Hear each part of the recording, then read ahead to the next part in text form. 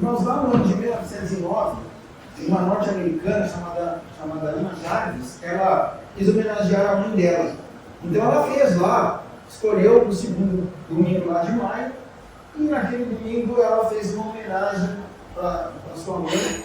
E aquilo ficou conhecido na cidade, a coisa cresceu ali, porque os outros habitantes ali da região dela começaram também a homenagear as mães a partir daquele ano de 1909. E aquilo foi crescendo nas cercanias, foi crescendo nas redondezas, até que lá no ano de 1914, quando estourou lá a Primeira Guerra, perto de estourar a Primeira Guerra Mundial, o presidente norte-americano sancionou lá uma lei, colocando então, estabelecendo então o Dia das Mães. E a partir de lá, o Dia das Mães acabou se espalhando pelo mundo todo. Os irmãos, em 1932, o presidente Getúlio Vargas fez um decreto, assinou um decreto, estabelecendo, colocando essa data como data oficial no Brasil também, o segundo domingo de maio, como o Domingo das Mães. E ele escolheu, essa data foi escolhida justamente por causa dessa questão do mês de maio. Tá? Foi por isso que essa data foi escolhida. E nós aproveitamos também o período para falar de família, para trazer todos para dentro da palavra de Deus, para ver o que a palavra de Deus fala sobre este ensino de família. E o papel também das mães. Vocês sabiam que o comércio do Dia das Mães só perde para o comércio do Natal? É a data que os comerciantes mais, a segunda data com que os comerciantes mais compram para as vendas. Tanto é que eu sigo aqui o Bazar Nova Alimentos aqui na cidade, recebi uma quantidade de coisas do Bazar Nova Alimentos. Eu sou muito ligado ao Rafael. E aí, aquela quantidade de propagandas sobre aquilo que estava sendo colocado em oferta, em presentes, sugestões de presentes, tudo ela. Veja bem como é que a coisa cresce. É algo assim absurdo como cresce. Mas aí tem um contraponto. Porque qual é o contraponto que nós temos? É que hoje, eu me lembro, quando eu era menino lá na escola, como nós fazíamos presentinhos, lembrancinhas na própria escola, nas aulas de artes, nós sentávamos lá com cola, com material, com coisas assim. A professora pedia para a gente levar alguns itens, e nós levávamos aqueles itens para fazer o presente para as mães. Lembra disso? Hoje, nós vemos aí, as professoras sabem disso, não podem. Por que não podem? Porque hoje tem que fazer, é o dia de quem cuida, não é o dia das mães. As escolas pararam de enfatizar Dia das Mães em Dia dos Pais, por conta dessa ideologia toda que está aí, por conta dessa questão toda que está aí com a ideia de gênero. Então, ao mesmo tempo que existe uma demanda por parte de alguns pelo chamado Dia das Mães, existe também aqueles que combatem essas datas por conta agora desses avanços de ideias que são contrárias àquilo que nós entendemos como importantes para a vida cristã, especialmente esse papel de homem e de mulher, né? Então a coisa é séria. Mas nós temos um texto aqui diante de nós, e eu quero situar vocês nesse texto, irmãos, porque é um texto lindo e fantástico para todos nós. Eu creio que você tem dúvidas, eu creio que você deve ter dúvidas, menos o pessoal do Galo, porque o pessoal do Galo eu sei que tratou bastante dessa questão do livro de Samuel lá, e discutiu muito essa questão do livro de Samuel lá no grupo do Galo. E eu pude participar de uma reunião lá, e justamente naquele dia eu saí com o texto da minha mensagem de hoje. Porque eu estava discutindo com eles e aquilo começou a brotar na minha mente, assim, as ideias começaram a pipocar, o Espírito Santo começou a me trazer tudo à mente. Né? Então, observe, quando nós olhamos para o livro de Samuel, irmãos, nós ficamos pensando assim, quem que escreveu esse livro de Samuel? Porque lá no capítulo 25 ele morre. No capítulo 25 lá do livro de Samuel ele morre.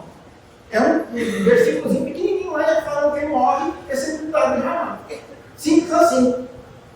Aí você vai lá para Crônicas, vai lá para o livro das Crônicas, capítulo 29 do primeiro livro das Crônicas, diz assim, primeiro livro das Crônicas, capítulo 29, verso 29 e verso 30, diz assim: os atos, pois, do rei Davi, tanto os primeiros como os últimos, eis que estão escritos nas crônicas, registrados, olha bem, por Samuel, o vidente aqui com o sentido de profeta, nas crônicas do profeta Natã e nas crônicas de Gade, o vidente. Está vendo? Então quem é que escreve esses dois livros de Samuel? Uma parte foi registrada pelo próprio Samuel, outra parte foi registrada por Natã, outra parte foi registrada por Gade, juntamente com o que se passou no seu reinado e a seu respeito, e a respeito do seu poder e a todos os acontecimentos que se deram com ele, com Israel e com todos os reinos daquelas terras. Então observa, o livro de Samuel, aliás, os dois livros de Samuel, na verdade, no cânon judaico, no cânon judaico antigo, era um texto só, não tinha essa divisão. Mesma coisa o livro dos reis, não tinha divisão entre o primeiro Samuel, o segundo Samuel, o primeiro rei e o segundo reis. Mas quando houve a tradução dos 70, que é chamada Septuaginta, aquela tradução que foi pedida lá pelos gregos para ser feita, para colocar os textos sagrados do judaísmo na Biblioteca de Alexandria, aqueles 70 que traduziram, eles dividiram os textos, primeiro, segundo, terceiro e quarto livro dos reinos. Não chamaram de primeiro Samuel e segundo Samuel, chamaram o livro dos reinos. Era uma coisa só.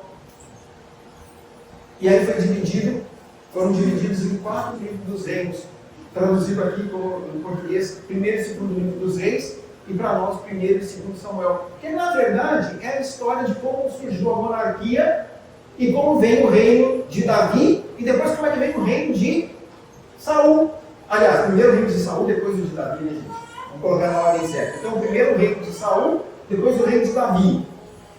O Senhor permite tudo isso, e esses homens, então, vão sendo colocados por nós diante de Deus, diante da palavra de Deus. Nós vamos percebendo como o Senhor Deus vai agindo e vai mostrando as coisas para nós, tudo apontando lá para um fim específico, que é a vida de Jesus. Eu sempre falo isso lá na classe de discipulado, eu sempre falo isso para eles, que o Senhor sempre está apontando para a vida de Jesus. Irmãos, notem um detalhe. Quem foi Samuel? Samuel foi o último juiz, efetivamente. O último juiz. Foi profeta, foi sacerdote, foi o último juiz. E ele faz isso lá no século 9 antes de Jesus, lá por volta do ano 1050 até o ano 1070, por ali. Ele vai então até o fim do reinado de Davi. A gente tem esse registro então nos 2 livros de Samuel. Bom, a minha pergunta então é: o que tudo isso aqui tem a ver com esse tema, a mãe cristã na condução espiritual dos filhos? Eu quero tomar Ana como uma mãe crente. Eu quero tomar Ana nessa noite como uma mulher que teme ao Senhor. Quero tomar Ana como aquela que está realmente servindo a Deus, buscando o Senhor. E aqui, no primeiro capítulo do livro, nós temos de fato todo o sentido do livro todo, toda a completude do livro. Porque Deus levanta este último grande juiz para ungir 2 reis de Israel. Um rei que começa a unificar o povo, mas que não estava na linhagem real. Presta atenção no que eu vou dizer. Por que não estava na linhagem real? Porque a linhagem real era a linhagem de Judá. Foi isso que foi proferido por Deus lá através da bênção de Jacó.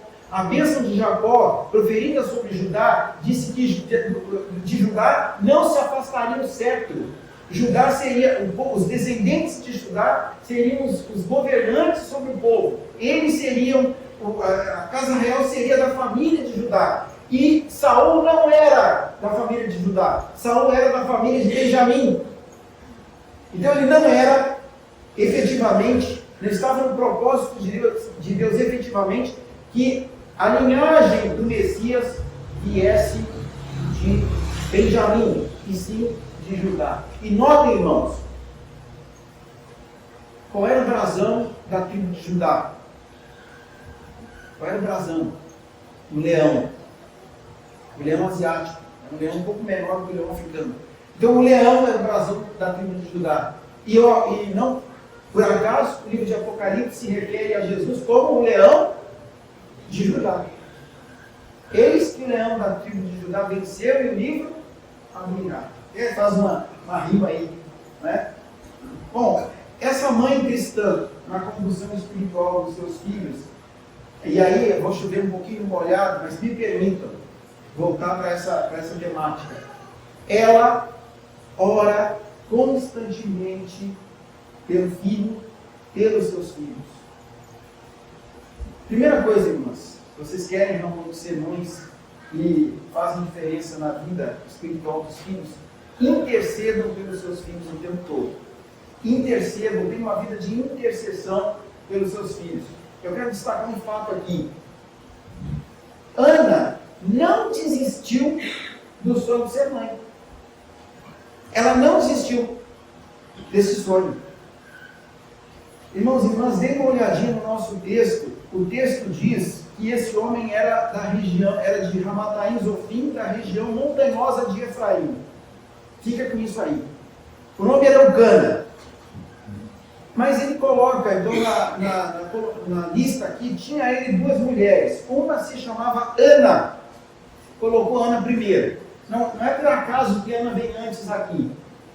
Por que ela vem antes? Ela vem antes porque ela é a primeira mulher. Então, o que nós temos na inferência aqui? É que Penina vem na sequência porque talvez a primeira não tivesse dado a ele filhos. Então entra a Penina junto agora na história. E esse texto aqui, irmãos, não reforça, não defende nenhum tipo de poligamia. Presta atenção nisso. Esse texto não está defendendo poligamia. O que esse texto aqui mostra pra gente? Aliás, mostra que a poligamia, que Deus eventualmente permitiu no Antigo Testamento, Deus não colocou isso como uma norma, tá? Ela foi completamente disfuncional. Todos os que foram poligâmicos no Antigo Testamento enfrentaram problemas por causa disso. Todos eles. Até mesmo as mulheres que permitiram a poligamia dos maridos. Vejam bem. Então, irmãos, Ana era a primeira esposa. E, de fato, diz o versículo 5, que era a mulher a quem Eucana amava. E ele tratava a Ana com diferença. Ele tratava a Ana com isonomia. E talvez porque ele tratasse ela diferente, tratasse ela de forma especial, é que a Penina irritava. Porque o texto diz que ela a irritava excessivamente, provocava excessivamente. E o texto diz que é para causar mesmo mal-estar na Ana. E o que a Ana fazia? Recebia a porção dobrada daquilo que era oferecido e não tocava na comida. Só chorava. Não é? O texto diz isso. Ela recebia a porção dobrada e quando subia, era provocada, era irritada e aí chorava e não comia. Coisa interessante. Mas a palavra então vem nos dizer para nós que Eucana virou-se para ela e pergunta. Na verdade, eu tenho que fazer isso toda vez que ela chorava. Ele pergunta: por que choras? Acaso não te sobrou melhor que 10 filhos? Você está preocupado em ter filhos? Eu não estou preocupado com isso. Verdade, já tinha. Já estava lá com um monte de filhos e filhas da outra. Mas lembrando, irmãos, que naquele contexto histórico, a mulher que não pudesse, e olha, veja bem, ela olha para a outra concebendo um filho atrás do outro. Então ela olha para si mesma e diz: o problema sou eu. O problema não é ele. O problema sou eu. Eu que não posso. Eu é que sou estéril. Eu é que... aquela expressão que é muito usada. Eu que sou seca. Porque essa ideia da esterilidade aqui deve ser seca. Ser seca. Então, o problema sou eu. Então ela se considerava amaldiçoada. E, na verdade, a vizinhança considerava uma mulher que não pudesse conceber como uma amaldiçoada. Já pensou você ser cobrada pela rival? Ali, aquela provocação o tempo inteiro, e a vizinhança olhando para você como se fosse uma pessoa amaldiçoada, porque Deus não abençoou sua amada. Você não pode ter filhos. Mas a pergunta do Eucana para ela foi: eu te amo! Acaso não sou melhor que 10 filhos? Eu te amo! Ele está dizendo: você não precisa de filhos, você me tem. Eu te tenho. O meu coração é teu. Então ele disse para ela que o coração era dela. Ele disse para ela que ele ele era o seu provedor também, que ele estava ali o tempo inteiro cuidando dela, que ela não precisava ter medo de nada. Mas vejam o que Deus faz, hein? Porque ela começa, cada vez que ela vê essa situação, ela continua em oração.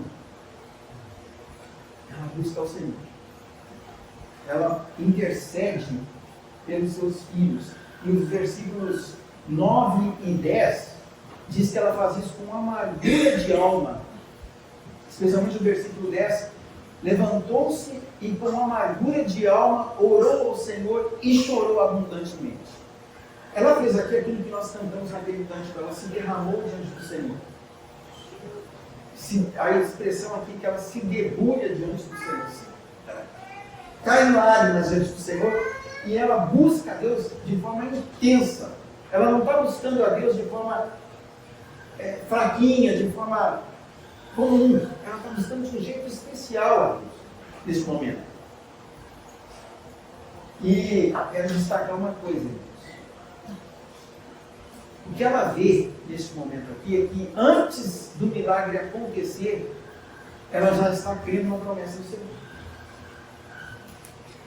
Ela já está confiando no Senhor aqui.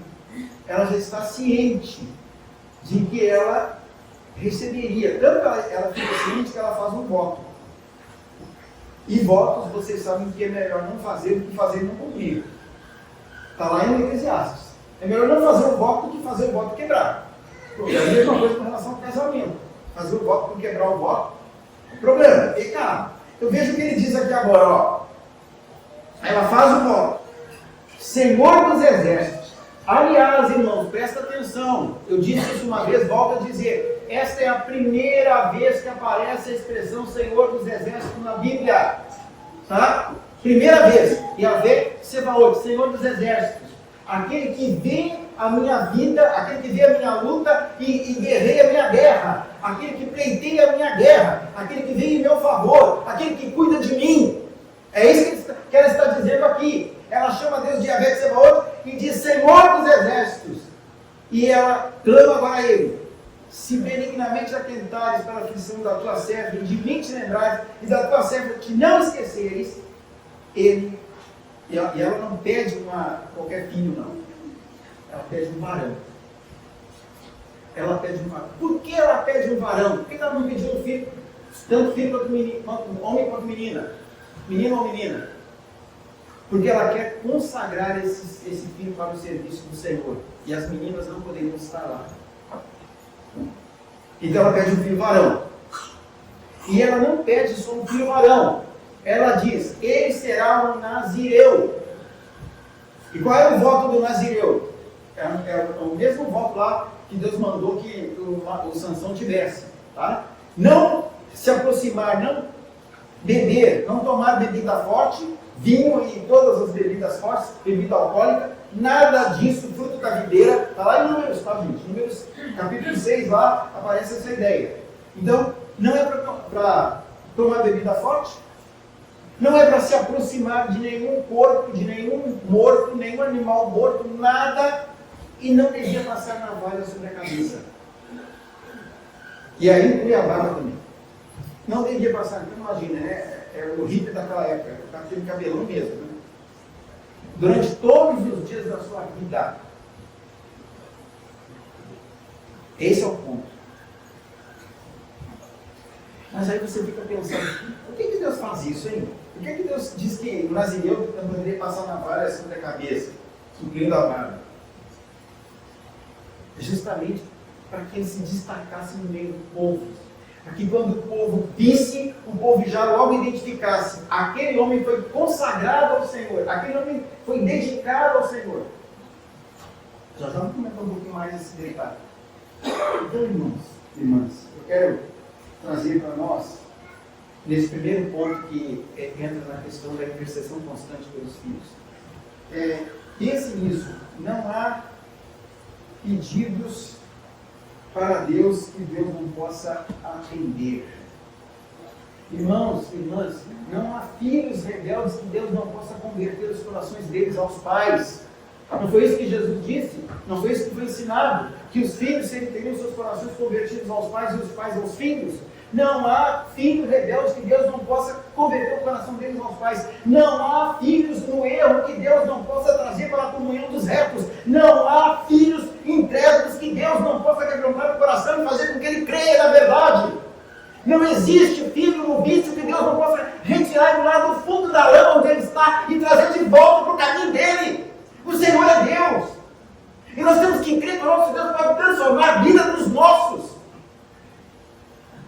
Eu fico agradecendo sempre a Deus pelos meus filhos. E oro pelos filhos dos irmãos aqui. E nós devemos orar mesmo, uns pelos outros, interceder, como a Ana fez, e ela sabe que se envolve esse projeto lá, que é o projeto Ana, que lembra sempre que nós temos que orar pelos filhos. Mas eu fico pensando, será que estamos orando, crendo realmente no que estamos pedindo? Ou nos acostumamos para aquele momento lá da oração? Ou nos acostumamos lá a fazer uma oração corriqueira pelo filho? Lá no fundo achando que o nosso filho é duro demais, que o nosso filho é rebelde demais, que o nosso filho está no fundo do poço demais, que é tão longe do fundo do poço que ele não vai conseguir sair de lá. Mas Deus pode sair. Deus pode sair. E lembre, o Deus da Bíblia, o Deus da palavra, é o Deus dos impossíveis. Ouvimos isso aí semana passada. Deus da palavra é o Deus dos impossíveis. As mães conduzem espiritualmente os seus filhos quando elas viram para eles e diziam: eu tenho orado por você. Eu oro por você todos os dias. Eu oro pela sua vida todos os dias. Eu coloco você na presença de Deus todos os dias. Eu sei que Deus pode fazer uma obra na sua vida.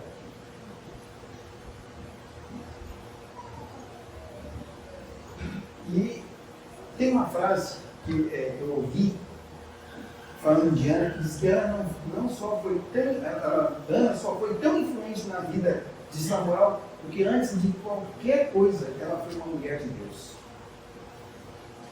Antes de qualquer coisa ela foi uma mulher de Deus. A vida de Ana servia de exemplo para o seu filho. E ela, quando foi entregar o menino, ela disse: por este menino orava eu. Por este menino orava eu. Irmãos, irmãs, eu poderia ficar citando aqui inúmeros exemplos.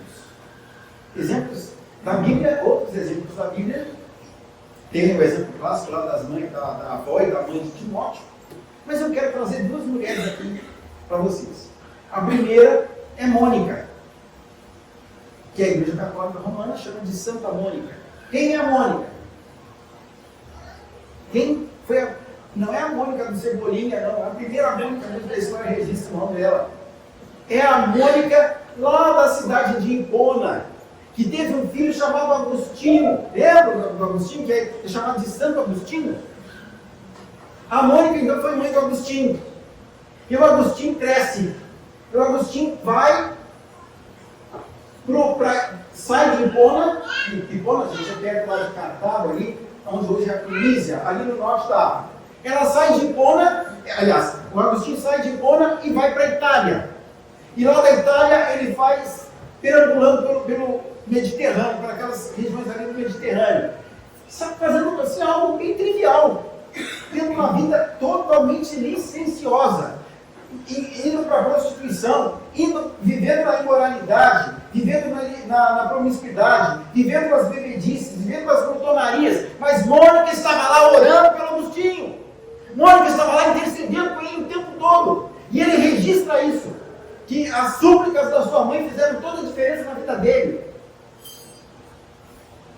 O Senhor agiu. Porque a Mônica estava lá. Não duvidou que o Senhor era poderoso para transformar a vida daquele jovem, daquele homem. E Agostinho se tornou simplesmente o maior defensor da teologia paulina, da teologia da graça, da teologia que nós, como nós a conhecemos, e depois vai influenciar o Calvino. Simples assim. Olha como é que Deus age. Deus tirou o Agostinho do fundo de todo aquele poço que ele vivia, espiritualmente falando, morto, os seus delitos e pecados, e trouxe ele de volta.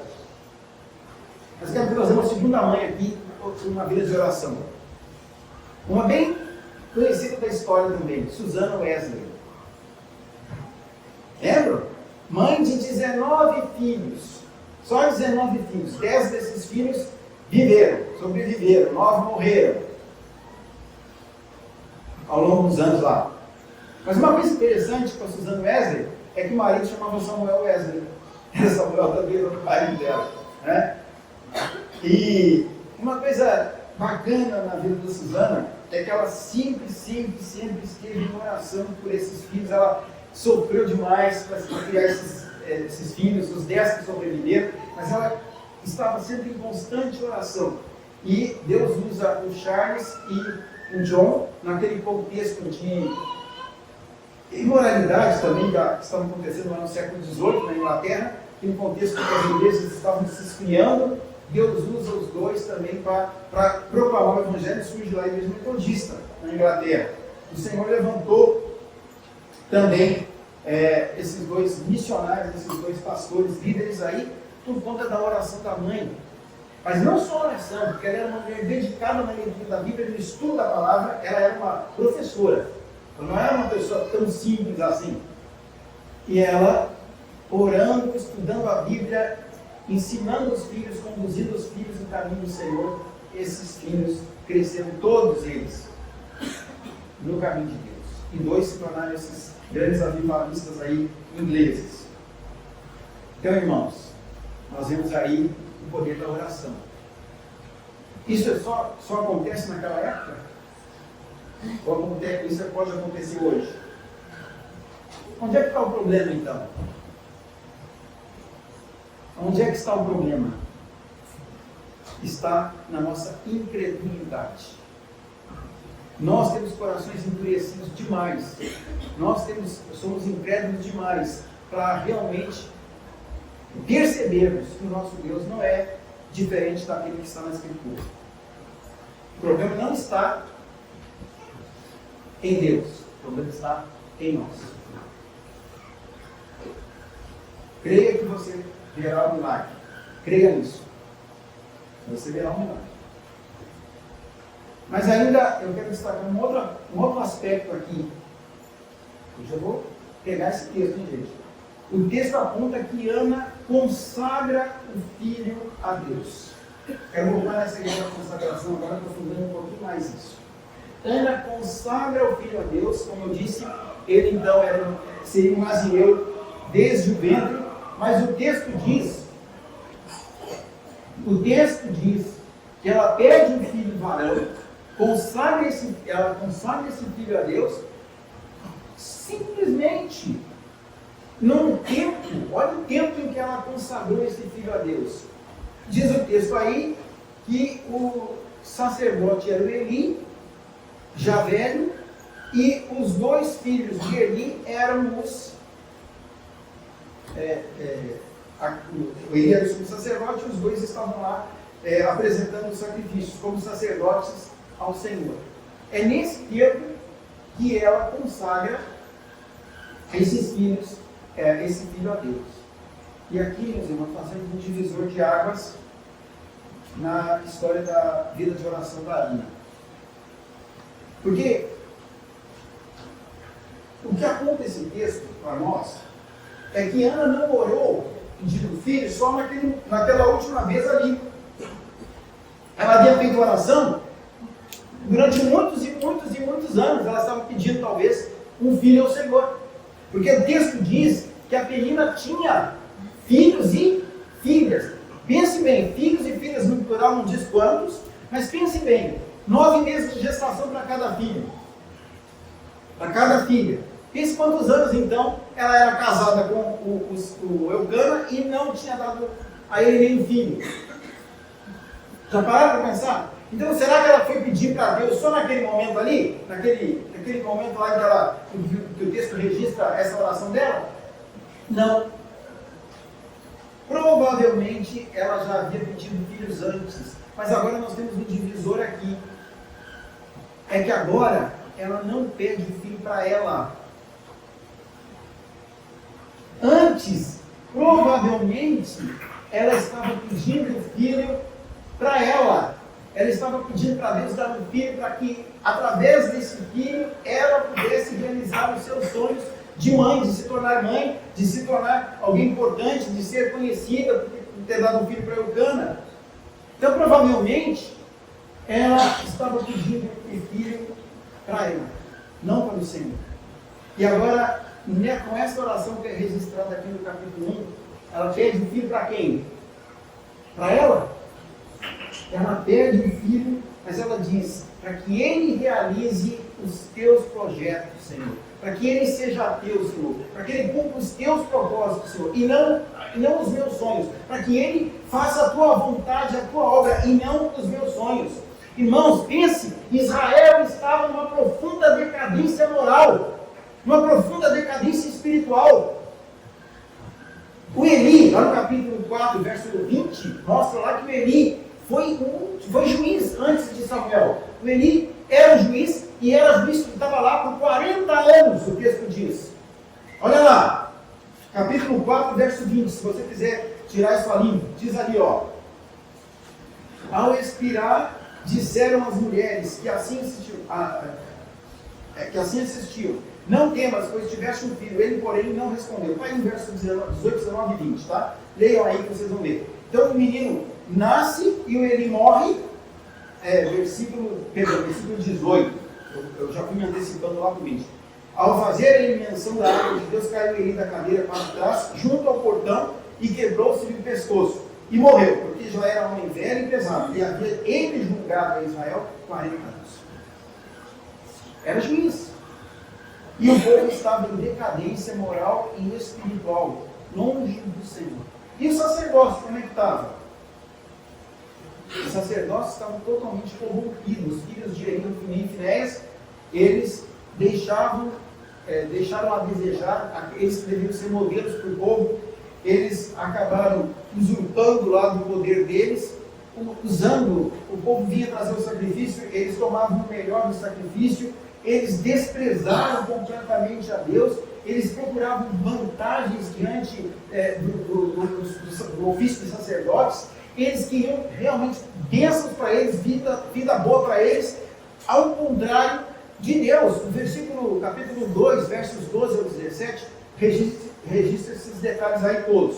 E no verso 17, diz assim: era, pois, muito grande o pecado destes moços perante o Senhor, porquanto eles desprezavam a oferta do Senhor.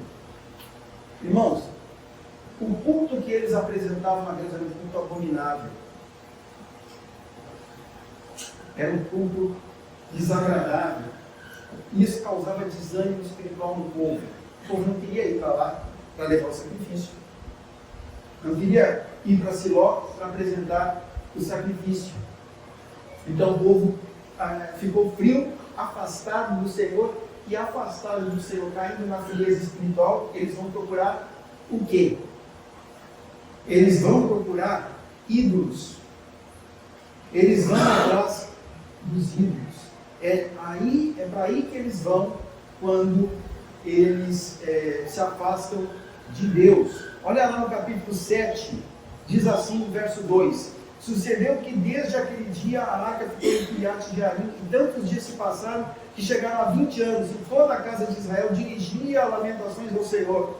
Falou Samuel a toda a casa de Israel, dizendo: se é de todo o vosso coração que voltais ao Senhor, tirai dentre vós os deuses estranhos e os astarotes.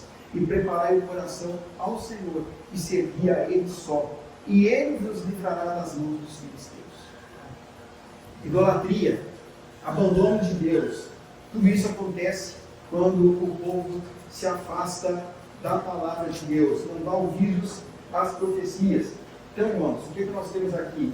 Nós temos aqui um culto hipócrita. É isso que nós temos aqui. Nós temos aqui um culto falso. E é nesse contexto que a Ana consagra o Samuel para Deus. O que ela está dizendo? Eu pedi para Deus.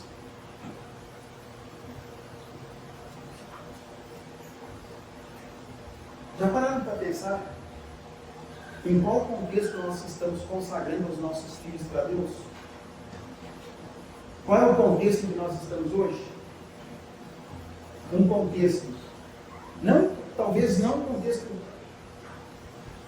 tão apóstata quanto aquele, mas é um contexto apóstata também. Porque os homens não querem saber de Deus. Porque naquele contexto, quando a gente pensa num contexto apóstata, conheciam ao Senhor, mas se afastaram do Senhor. E hoje nós estamos num contexto em que os homens não querem conhecer o Senhor. E cada vez mais a ênfase na ideia do ateísmo, essa ideia do gnosticismo aí, desse agnosticismo, né, de que você pode achar que Deus existe, mas não precisa ficar preocupado com isso. Está vendo? É nesse contexto que nós estamos consagrando nosso filho. Nós estamos consagrando nossos filhos num contexto de perversão de valores. Todos os valores estão mudados aí. E você está consagrando seus filhos ao Senhor. Ouse consagrar os seus filhos ao Senhor. Ouse. Ouse fazer isso. Ouse buscar a Deus. O pai do nosso primeiro missionário aqui no Brasil, acho que é o Chris Simon, ele era médico, deputado federal nos Estados Unidos. A mãe do Simon era uma professora também, uma mulher de uma certa cultura. E o Simon era o caçula de 9 filhos. Eles resolveram consagrar o Simon para o serviço do Senhor. Deus agiu no tempo dele e chamou o Simon para vir no Brasil. De repente, o Simon está lá na universidade, lá em Princeton, e ele ouve o sermão do Rod, professor de teologia. Ele ouve o sermão do Rod, desafiando para missões, e o coração dele ardeu por missões. E o Simon pensou, vou para um trabalho missionário, e aí pensou em ir para um outro país, lá para a Ásia. E de repente, ele olha para o mapa mundo e vê o Brasil, e o coração dele queimou para vir para o Brasil. O Espírito Santo tocou nele para vir para o Brasil. E nós estamos aqui por causa dele. E quem é que fez isso? Você vai dizer, foi o Simon. Mas eu creio que foi a consagração que o pai e a mãe fizeram daquele povo ao Senhor. Eu creio que eles abençoaram aquele filho e despertaram ali, já foi despertado ali aquele filho do serviço do Senhor. Eu fiquei pensando, quando eu vi a gente discutiu aí as músicas para esse mês, eu fiquei pensando, nós vamos cantar eu em minha casa. Eu fiquei pensando lá, quero consagrar meu lar a ti, os meus filhos para te servir. Mas será que eu realmente quero isso aí de coração? Que a gente cantou aqui hoje. Quero consagrar meu lar a ti.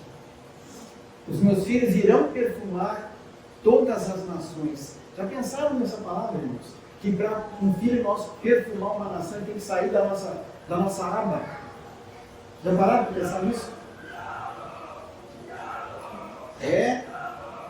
Isso aí. Vamos lá, caminhando um pouquinho mais, deixando o galo para lá. Vamos pensar um pouquinho mais aqui, né? Destacar, irmãos, para nós guardarmos aí essa questão, porque é importante. E agora, compreendendo o texto, vamos concluir. A última parte do nosso texto diz assim, pega comigo aí a partir do verso 25. Aliás, Pode até pegar no verso 24. Havendo desmamado, levou consigo como um novilho de 3 anos. Geralmente, o novilho tinha a idade da criança a ser consagrada. Presta atenção. Levou um novilho de 3 anos. Diz o texto, ou seja, que nasceu na mesma época que o menino. Um éfa de farinha e um odre de vinho, que o apresentou à casa do Senhor a Siló. Era um menino ainda muito criança, ou seja, 3 anos. Imolaram o novilho e trouxeram o menino a Eli. E disseram: Ah, meu Senhor, tão certo como vi, sou eu aquela mulher que aqui esteve contigo orando ao Senhor. Por este menino orava eu, e o Senhor me concedeu a petição que eu lhe fizer. Pelo que também o trago, e agora ela diz, como devolvido ao Senhor. Nota isso. Ela não diz que o filho é dela, mas ela diz que o filho é do Senhor, que ela concebeu para que ele fosse do Senhor. Então ela vai agora devolver ao Senhor. Então, o que nós temos aqui? Uma compreensão clara de uma coisa que é fundamental na nossa teologia, irmãos, que é a questão da soberania de Deus, que é a questão da condução de Deus na história. E aonde que nós vemos essa ideia muito clara, além do fato dela dizer que ela estava devolvendo ao Senhor, nós vemos isso no cântico que vem na sequência. O cântico dela, todo o contexto do cântico mostra que ela está agora exaltando o Deus que levanta e que abaixa, o Deus que tira e que dá. Aqui é a vida, o Deus que multiplica, o Deus que faz as coisas acontecerem. Olha aí, o meu coração se regozija no Senhor, e agora ela não fala Senhor, simplesmente ela diz o Yahvé, o Deus da aliança. O meu coração se regozija no Senhor, a minha força está exaltada, no Senhor a minha boca se ri dos meus inimigos. Ela não estava aqui sendo mesquinha não, tá gente? Não estava aqui sendo egoísta, não pensando assim, ah Penina, tchau, tchau, Belém, Belém, para você. Ela poderia ir afora com a Penina, mas o texto não diz isso. E ela vai declarar, não há santo como o Senhor, porque não há outro além de ti. E rocha não há nenhuma como o nosso Deus. E sempre que eu gosto de pensar aqui, porque no Antigo Testamento, toda vez que cita rocha, eu estou pensando em Jesus, está lindo. Sempre está pensando em Jesus. Não multipliqueis palavras de orgulho, nem saiam coisas arrogantes da vossa boca, porque o Senhor é o Deus da sabedoria, que pesa todos os feitos na balança. Onde está o arco dos fortes? Onde? Aquele que estava farto de pão, agora não tem. Veja, ele está dizendo, no cântico ela vai mostrando toda essa soberania de Deus, todo esse poder do Senhor, toda essa ação do Senhor conforme lhe apraz, conforme a sua vontade. Vocês lembram do ambiente que eu falei em que ela vivia? Ela não pegou um menino de 3 anos e levou para a melhor casa de Israel, não. Ela levou para a casa do Eli, onde estavam Ofni e Finéias.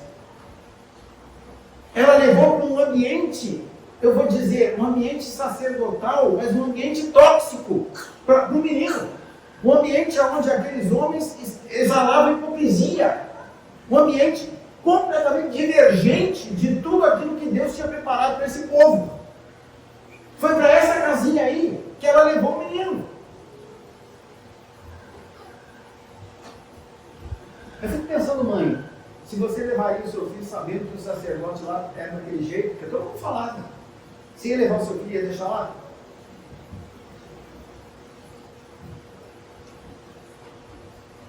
Já pararam de pensar nisso? Mas ela creu que Deus estava em controle. Ela creu que Deus estava dirigindo a história. Então, ela pensou, não, o sacerdote Eli já está velho, cansado, é conivente com os erros, o ambiente é um ambiente de fato difícil, mas o Senhor está em controle.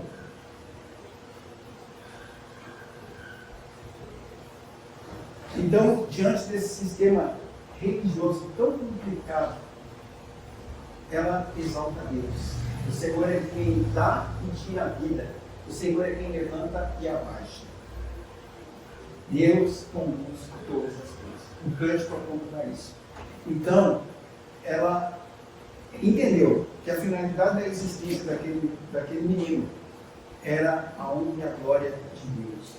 Irmãos, a finalidade da nossa vida é de fato cumprir o propósito divino, é cumprir a vontade de Deus conforme Ele estabeleceu. Esta é a vontade de Deus para a nossa vida. Simples assim.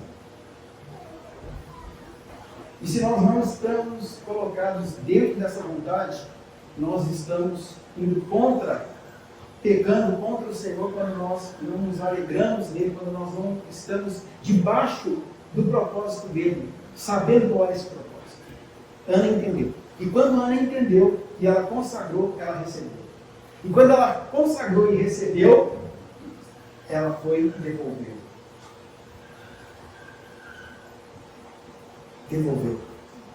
Cumpriu o voto. Mas no capítulo 2, verso 18 diz: Samuel ministrava perante o Senhor, sendo ainda menino, vestido de uma escola sacerdotal de linho. E aqui eu quero destacar uma coisa agora. Sua mãe lhe fazia uma túnica pequena e de ano em ano lhe a trazia quando com seu marido subia a oferecer o sacrifício anual. Ponto. Ele abençoava e Ana tinha mais filho. Está vendo?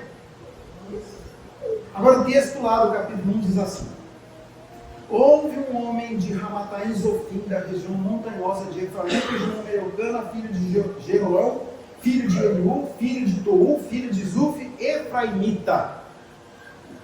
Lembram? Um efraimita poderia ser sacerdote? Um efraimita poderia ser estar ministrando ali? Não. É por isso que a gente não pode deixar de ler as genealogias. É por isso que a gente não pode deixar de ler os textos que trazem toda aquela parte lá das genealogias. Aí você vai lá no primeiro livro das Crônicas, no capítulo 6. Primeiro livro das Crônicas, capítulo 6, diz assim, verso 24. Vou começar um pouquinho antes aí. Verso 22, que deve pegar o Coate aí. O filho de Coate foi Aminadab, de quem foi filho Coré, de quem foi filho Assir, de quem foi filho Eucana. Olha, primeiro livro das Crônicas, capítulo 6, tá? Eu comecei no verso 22. Não é Eucana, não é o marido da Ana, não. De quem foi filho Eucana, de quem foi filho Abiasaf, de quem foi filho Assir, de quem foi filho Taate, de quem foi filho Uriel, de quem foi filho Uzias, de quem foi filho Saul. Os filhos de Eucana, outro Eucana, Amazai e Aimote. Quanto a Eucana, foi seu filho Zofai, de quem foi filho Naate, de quem foi filho Eliabe, de quem foi filho Jeroão, de quem foi filho Eucana, o marido da Ana, que era levita. E aí ele diz, os filhos de Samuel, o primogênito, Joel, e depois Abias.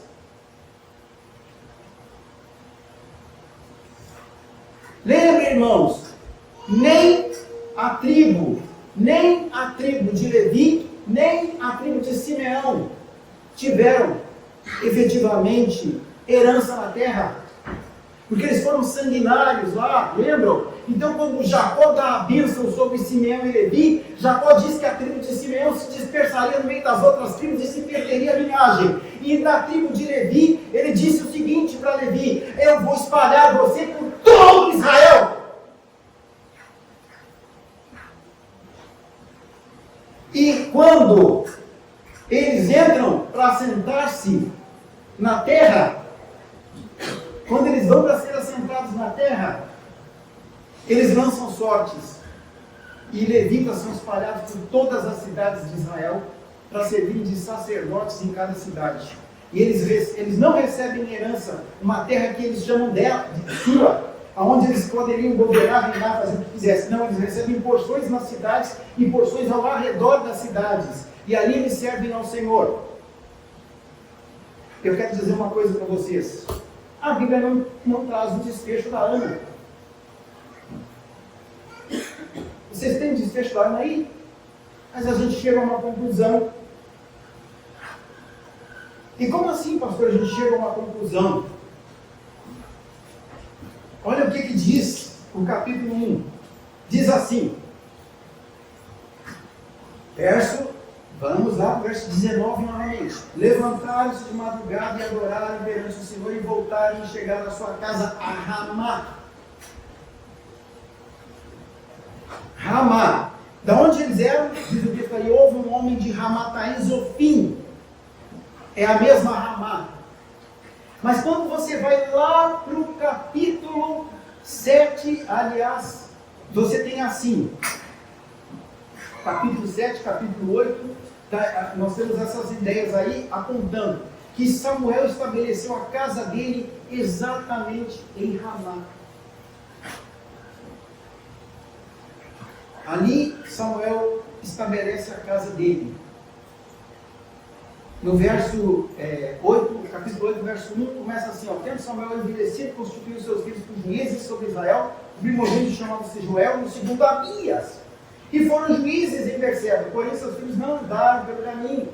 E aí, diz o verso 4, então os anciãos todos de Israel se congregaram e vieram a Samuel a Ramá, e lhe disseram, vê, para onde ele foi? Aonde ele foi morar? Aonde ele constituiu a tenda dele? Aonde ele exerceu o sacerdócio dele? Da onde ele era agora o juiz do povo de Israel? Em Ramá. E ele então está com quem? Vai em Ramá. Pararam para pensar? Ele está com a mãe. Provavelmente ele cuidou da mãe. Se ele aqui está idoso, ditoso em velhice, talvez ele tenha até sepultado a mãe. Ele cuidou da mãe. Assim como a mãe de ano mesmo levava lá uma túnica para ele e estava lá abençoando o filho todo ano. Ele honrou a mãe.